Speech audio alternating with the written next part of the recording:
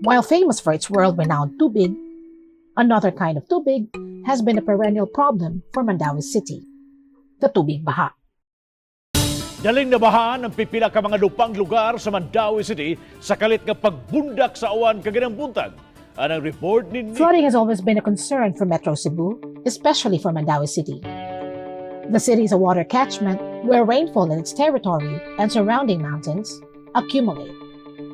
Because of this, majority of its 600,000 population is exposed to the flooding hazard, either in their homes or on their commute. Flooding and repairs to the drainage system, which is often done manually, likewise cause traffic congestion in the city, which extends to the rest of Metro Cebu. In economic terms, 1.1 billion pesos is lost per day in Cebu due to traffic congestion. Hence, billions of pesos are washed away by flooding yearly, especially during the rainy season and during unplanned repairs to drainage structures. The formation of Smart Turf program sees the coming together of three of the region's top universities, namely the Cebu Institute of Technology University, the University of San Carlos, and the UP Cebu as the program lead. This meaningful partnership not only showcases each of the institution's capabilities, but also their commitment to bring science and technology closer to the people. Pag-asa, ASTI, and DPWH are also being tapped as collaborators. The city of Mandaue wants to solve the flooding problem ASAP through this collaboration. Science-based governance has taken root in Mandaue not only because of the openness of its leaders, but also because of the success of previous DOST-funded initiatives, such as PCIEERD 1 flood hazard mapping and the recently concluded Fire Check project.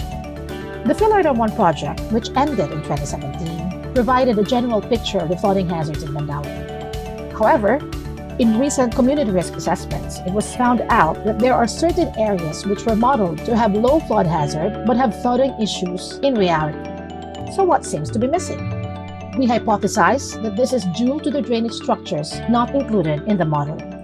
We share the vision of Mandaue to create resilient cities despite the natural hazard of floods. As they say, rains are a blessing if only we know how to deal with it. Our program, the Smart City Solutions to Urban Flooding, or Smart Turf, aims to solve urban flooding through three steps. Number 1, getting the data. 2, modeling the flood. And 3, declogging the drainage. By providing updated flood hazard models, Mandaue can deploy engineering interventions to curb flood and plan future land developments conscious of mapped hazards. We want to achieve this through the Curb Flood project. But first, we need to get better data to know how floods are triggered at specific locations. For instance, how does spatial variations in rainfall distribution influence flooding events at specific areas of the city? We address this through Project POSTE. Lastly, we need to make sure that the drainage system built to ease flooding are working. Clogging in the drainage disables what should have been a multi-million peso investment to solve flooding. We aim to have the Dracula do the dirty work of checking the condition of drainage structures so that clearing operations are done and early repairs can prevent major drainage dysfunctions. Smart Turf will be operationalized as visualized in this diagram. At the center is the web platform, which will be built through Project POSTE. The web platform, Flood.io, shall communicate with the sensors in the POSTE kits to acquire real-time rainfall and flood level data. Curb Flood develops the models and other scenarios to be used for government planning purposes and early warning baselines. Meanwhile, POSTE issues warnings when specific rainfall thresholds are reached. On the other hand, Dracula reports the drainage conditions. The decision support system output of POSTE guides officials based on the appropriate flooding scenarios taken from the current flood.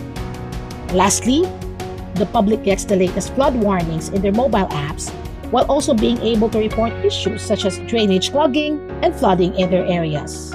We envision that the information that will be disseminated regarding the flood would be utilized by popular apps like Waze or Google Maps. For so many years, the public has been demanding for an immediate and concrete response to the flooding problem. Many interventions such as river cleanups, drainage declogging, easement implementation, and so much more have come up. Still, flooding remains to be a problem. In order to have a sustainable solution to flooding, a science-informed flood mitigation plan is necessary.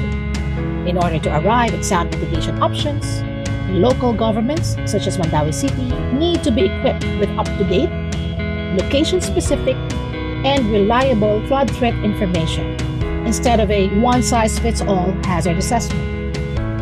Hopefully, the institutional collaboration between the academe and the government will make this breakthrough in addressing our city's flooding issues.